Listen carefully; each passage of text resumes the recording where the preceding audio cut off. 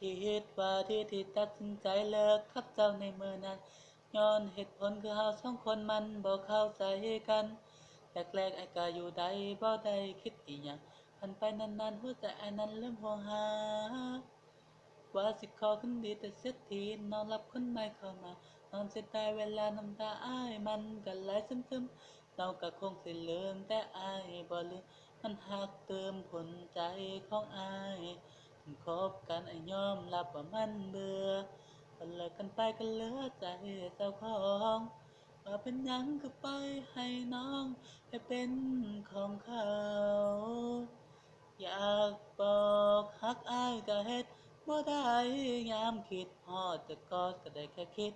อยากเว้านำสักคำแต่อ้ายก็บ่มีสิทธิ์ติดเขาว่าเป็นผู้บ่าวเก่าอยากหอมแก้มก็ได้แต่แนมมันสายตาทำมันแล้วตาก็ย้อนฐานะบอกคือเก่าให้นั่งให้เป็นทุกข์ตัวน้องเป็นสุขรักกันกับเขากับผู้บ่าวใหม่ ย้อนเขาว่าบ่ฮักมันคืออุปสรรคของอ้ายน้องก็มีผู้บ่าวใหม่อ้ายก็เป็นผู้บ่าวเก่าเจ้าบ่เคยไปไสยังอยู่ในใจของอ้ายคือเก่าถึงแม้ว่าเฮาสิเลิกกันไปก็บ่ได้แปลว่าเศร้าฮักซุมื้อนี้อ้ายบ่เคยมีภายในใจนอกจากเจ้าซุมื้อนี้เจ้ามีเขาอ้ายนอนเหงาอยู่ปากคักเรื่องของสองเฮาก็คงสิเป็นไปได้ยากเพราะน้องเศร้าฮักกันแล้ว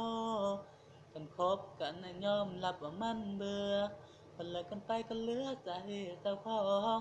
ว่าเป็นหยังคือปล่อยให้น้องให้เป็นของเขาอยากบอกฮักอ้ายก็เฮ็ดบ่ได้